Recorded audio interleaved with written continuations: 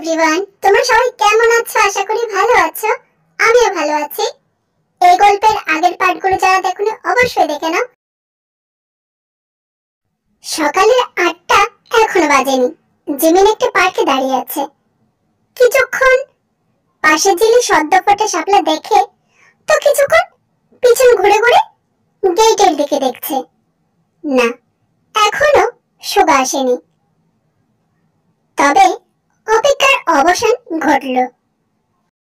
সুগা হাঁপিয়ে হাঁপিয়ে মেইন গেট ক্রস করে ভেতরে এসে দেখলো জিমিন একটা গাছের নিচে বসে আছে। সুগা জিমিনের দিকে দৌড়ে গেল। আর্জেন্ট ফোন করায় সে কাঁচা ঘুম ভেঙে এসেছে। না হয় ছুটির দিনের বেলায় 12টার আগে তার ঘুম ভাঙেই না। সুগা জিমিনের পাশে হাঁটু গেড়ে বসে হাঁপিয়ে যাওয়া কণ্ঠে বলল, কি ব্যাপার, এত সাত সকালে ডাকলি কেন? তাড়াতাড়ি বল, আর বাড়ি যা প্লিজ, আমি ঘুমাবো।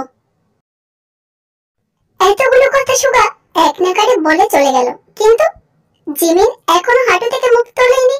তা দেখে সুগার বুক কুঁচকে গেল। জিমিনের মাথায় হাত বুলিয়ে দিল। তুই আমাকে দেখে নিজেই কি ঘুমিয়ে গেছিস? এই মিনি প্যাকেট। জিমিন তবুও কিছু বলছে না। এই জিমিন, কি হয়েছে তোর?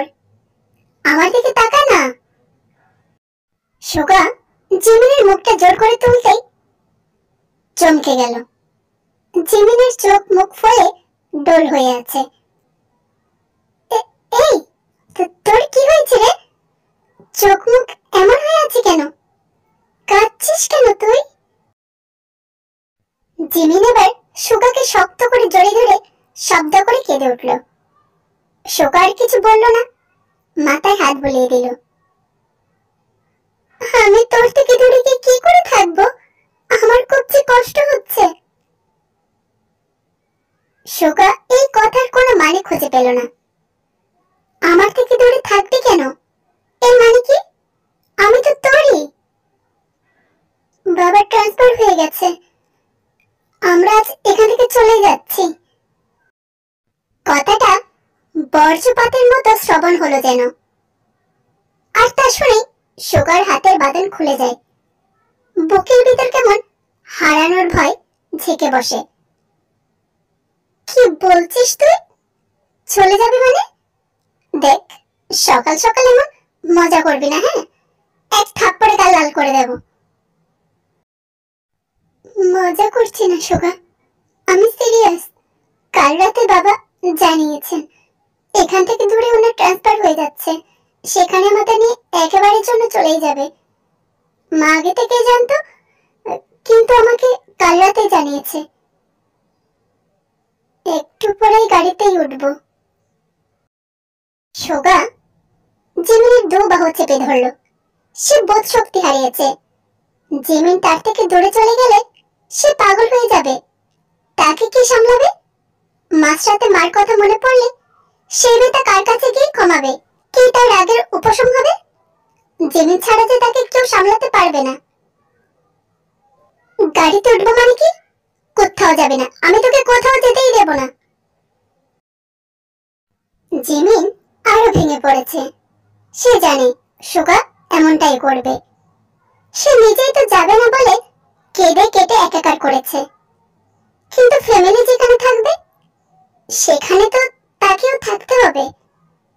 জিমিনের মা তাকে 8 ঘন্টার জন্য ছেড়েছে। তিনি তাদের সম্পর্কে নিমরাজি। আর কিছু করার নেই রে। বাবা অলরেডি এখানে সমস্ত কিছু চুকিয়ে ফেলেছেন নতুন বাড়িতে ওঠার জন্য। সুগা এবার কাঁদতে কণ্ঠে বলে উঠল, আমার কি হবে তুই চলে গেলে? আমি তোকে ছাড়া কি করে থাকবো? আমি যেতে দেব না তোকে। আঙ্কেলকে বল তুই যাবি না, ব্যাস। জিমিন সুগার দোগালে হাত রাখলো। কথা দিচ্ছি এভরি মান্থ তোর সাথে দেখা করতে আসবো। সুগার এবার প্রচুর রাগ হলো। মাথা ঠিক নেই তার। সমস্ত কিছু অসহ্য লাগছে। সে এক ঝটকায় জিমিনের হাত সরিয়ে উঠে দাঁড়ালো। তোর প্রমিস ভাড়বে যাই। সেসব শুকনো প্রমিস তোর কাছে রাখ। আস্তে হবে না, তোর আসতে হবে না আমার কাছে।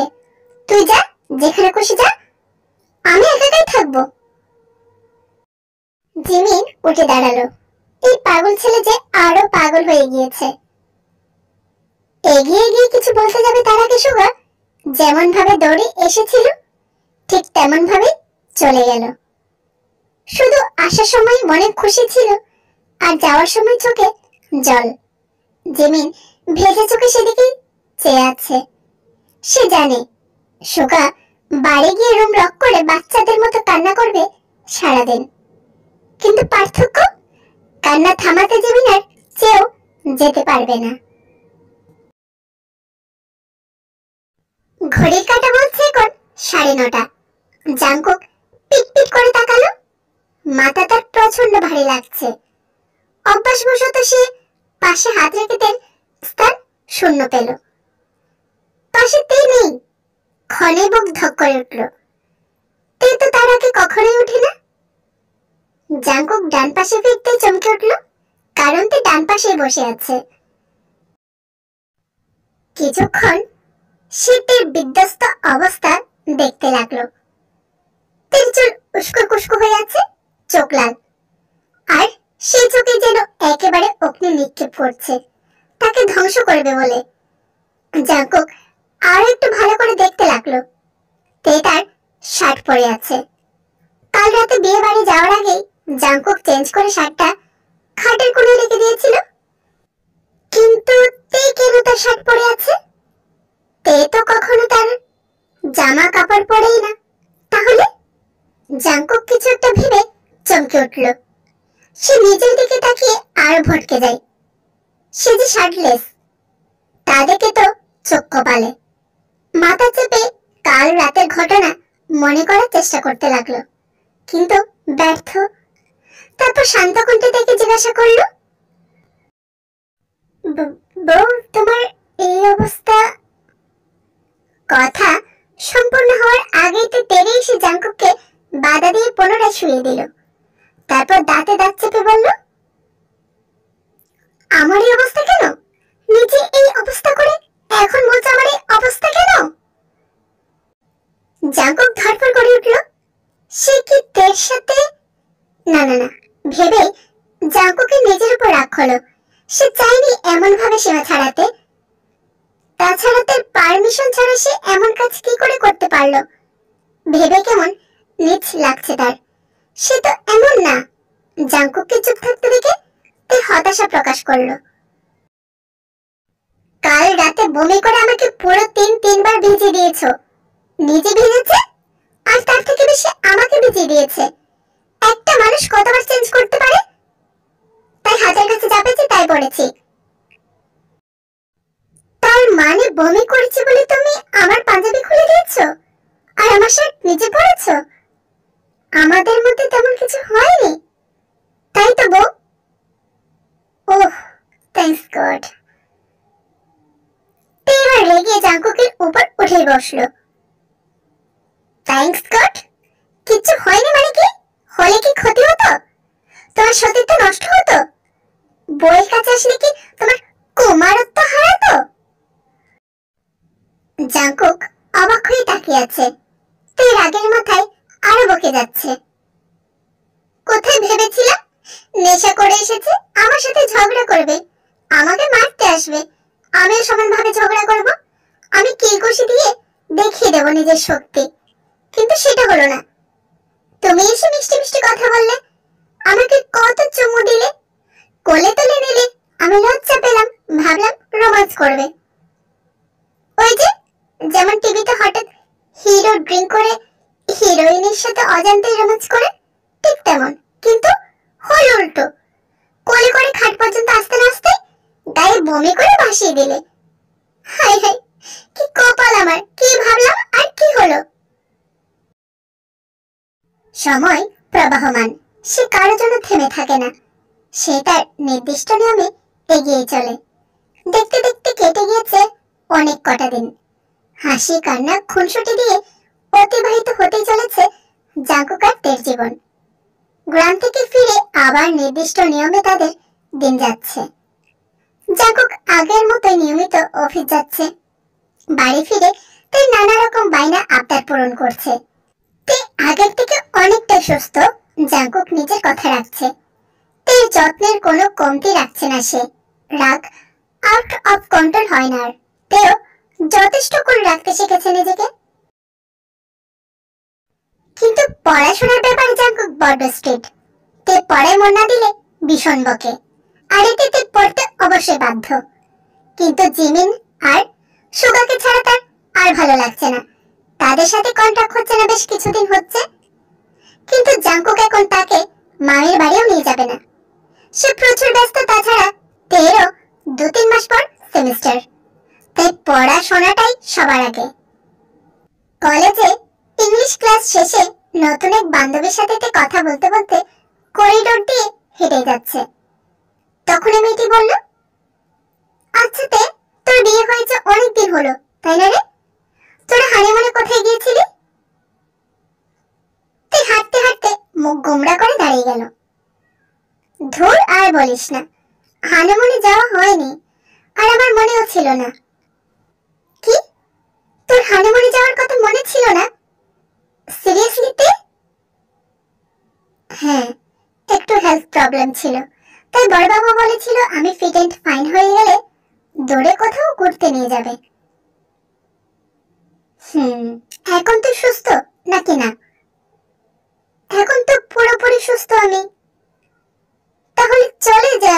আর ইয়ার দেখ কিসবাত কি। তের মাথায় এবার ভূত চেপে গেল হানিমুনে যাওয়ার। সে এক্সাইটেড হয়ে বলল, ঠিক বলেছিস, এখনই যাওয়া যাবে। এক্সাম তো আরো 2 মাস লেট আছে। তবে কোথায় যাওয়া যায় বলতো? সেটা তোরা ঠিক করবি।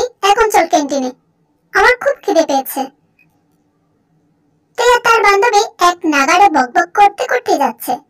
তে হঠাৎ করে থেমে গেল। তারপর জিমিনের নাম ধরে চিল্লিয়ে উঠল। জিমিন ক্যান্টিনে একটা কোণে চুপ করে বসেছিল, মাথা নিচু করে। সে কলকাতায় এসেছে প্রায় 1 মাস হতে যায়। এডমিশন নিয়েছে 3 সপ্তাহের বেশি। কিন্তু আজই প্রথম ক্লাস করতে এসেছে। তবে ক্লাসে যায়নি, মন ভালো নেই তার। সুগা তার সাথে যোগাযোগ প্রায় 1 মাস বন্ধ করে দিয়েছে। তার কারণে মন বিষণ্ণ হয়ে আছে। সে বারবার ফোন করে ফোন সুইচ অফ পেয়েছে। শেষে সুগার ফোনে একবার ফোন ঢুকেছিল, তার পিসি রিসিভ করেছিল। তবে 1 মিনিট হতে না হতে সুইচ অফ হয়ে যায়। তার আর বুঝতে বাকি নেই যে সুগা তার সাথে যোগাযোগ রাখতে চায় না। সুগা জিমিনের উপর বেশ রেগে আছে। জিমিন তেকে দেখে চট করে উঠে দাঁড়ালো। ও জানতো না তে এই কলেজে পড়ে। দৌড়ে গিয়ে দুজন দুজনকে জড়িয়ে ধরলো। জিমিন, তুই এইখানে? আমি তো ভাবতেও পারছি না। Oh my God, I am so happy. আমার যে কি আনন্দ হচ্ছে বলে বোঝাতে পারবো না। এক নাগাড়ে কথাগুলো বলে জিমিনকে ছাড়লো তে। জিমিন মলিন হেসে উত্তর দিল, আমিও ভাবতে পারিনি তুই এই কলেজে এডমিশন নিয়েছিস। তোকে ফোন করে তোকে আর পাইনি, তাই বলা হয়নি আমি যে এখানেই আছি। তুই কবে কলকাতা এলি, আর কেনই বা এলি? জিমিন তার বাবার সব কথা খুলে বলল, তবে সুগার কথা ছাড়া। তো এবার তার আরেক নতুন বান্ধবীর সাথে জিমিনের পরিচয় করে দিল। মেয়েটিও আলাপ সেরে ক্যান্টিনে ছুটলো, কারণ তার প্রচুর খিদে পেয়েছে। কথা দিয়ে তার পেট ভরবে না। এই গব্বর সিং কোথায় রে, দেখছি না যে? জিমিন হঠাৎই ফুপিয়ে কেঁদে উঠল। তে অবাক হয়ে গেল, সে এমন কি বলে ফেললো। তারপর চারদিকে চোখ বোলালো। দেখতে পেল সবাই তাদের দিকে তাকিয়ে আছে। তাই তো জিমিনের হাত ধরে ফাঁকা একটা ক্লাসরুমে নিয়ে গেল। ঝগড়া তো তোরা টম এন্ড জেরির মতোই করিস, কিন্তু তাহলে আজ কি হলো? কি হয়েছে বল আমাকে জিমিন। ওই গাদা তোর সাথে ঝগড়া করেছে? তুই বল, একবার বল। ও কোথায়, তারপর দেখ কেমন মজা দেখায়। জিমিন তখনও কেঁদে যাচ্ছে। ও এখানে নেই। ও কি বাহিরে ঘুরছে? না, ওইখানেই আসেনি। দেখ জিমি, মিথ্যা বলবি না। সুগার তোকে ছাড়া গ্রামে একা থাকবে আমি ভাবতেও পারবো না। তাই তুই মিথ্যা বলা বন্ধ কর। আচ্ছা, তোরা দুজন মিলে আমার সাথে প্রেম করছিস তাই না? সুগার সত্যি আসেনি রে। মানে কি? ও তো তোকে ছাড়া, ও আমাকে ছাড়া থাকতে শিখে গিয়েছে। সেদিন আমি চলে আসার পর আমি ভেবেছিলাম হয়তো একটু রাগ অভিমান করবে, খানিক পর আবার হয়তো আমার সাথে যোগাযোগ রাখবে, কিন্তু না, আমার ধারণা ভুল। ও আমার সাথে পুরোপুরি যোগাযোগ বন্ধ করে দিয়েছে, এমনকি ফোনটাও বন্ধ করে দিয়েছে। আমার উপর এত রেগে আছে যে 1 মাস কথা না বলে আছে। আমার মুখও দেখছে না সে, আমাকে এত কষ্ট দিচ্ছে। তে অবাক হয়ে মনে মনে ভাবছে, সুগা তো এমন নয়, সে এতদিন জিমিনকে ছাড়া থাকতেই পারবে না। সুগারও প্রচুর রাগ, কিন্তু জিমিন যেহেতু কলকাতায় আছে, সুগাও এবার হয়তো তার বাবার কাছেই ফিরবে। কারণ গ্রামেতে ছিল জিমিনের জন্য, এবার হয়তো জিমিনের জন্য আবার তার বাবার কাছে কলকাতায় ফিরবে। তাই জিমিনের চোখের জল মুছে দিল। তুই টেনশন করিস না ইয়ার, আমি জানি ও আসবে। রাগের বসে এমন করছে। আসলে কি বলতো, ও আমার মতোই রাগী। আর রাগ কমলেই দেখবি তোর সামনে হাজির। একটু ওয়েট কর দোস্ত। ঘড়ির কাঁটা সন্ধ্যা 7টা। জাংকুক এইমাত্র এলো, এসে ফ্রেশ হতে চলে গিয়েছে। আর এখন তে জাংকুকের জন্য কফি করে ব্যালকনির টেবিলে রেখে আসে। এটা এখনকার রোজকার ব্যাপার। তারপর পড়তে বসে গেল, কিন্তু আজ পড়ায় মন নেই। জাংকুককে কিছু একটা বলতে চাই, তবে তে তার মামাকে ফোন করে একটা দায়িত্ব দিয়েছে, সুগাকে বোঝানোর জন্য। আর এইটাতে যে সফল হবে তা নিশ্চিন্ত। জাংকুক চুল মুছতে মুছতে বের হলো। তাকে তার দিকে তাকিয়ে থাকতে দেখে হাসি উপহার দিল। কি হয়েছে বউ, বসে আছো কেন? পড়ো। জাংকুক ড্রেসিং টেবিলের সামনে চুল ব্রাশ করছে। তে পিছনে গিয়ে জড়িয়ে ধরল। কি হয়েছে বউ, আজ এমন করছো কেন? পড়তে বুঝি ভালো লাগছে না? বড় বাবু, তুমি না খুব ভালো। জাংকুক হেসে সামনে থেকে ঘুরিয়ে নিল। কি হয়েছে বউ, এমন করে বলছো কেন? কি চাই?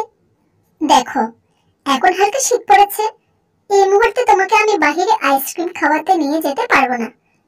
আর তোমার এক্সামের বেশি দিন নেই, তাই এসব বায়না করার জন্য এখন যদি তুমি আমাকে মিষ্টি মিষ্টি কথা বলে গলাতে চাও, তাহলে আমি বলবো সেই সব একদম কাজে লাগবে না। চুপচাপ গিয়ে পড়তে বসো। তে জানে জাংকুককে রাজি করানো কত মুশকিল, কিন্তু তাকে তো রাজি করাতেই হবে যে কোনো উপায়ে। তাই আর একটু ভালো করে জড়িয়ে ধরল।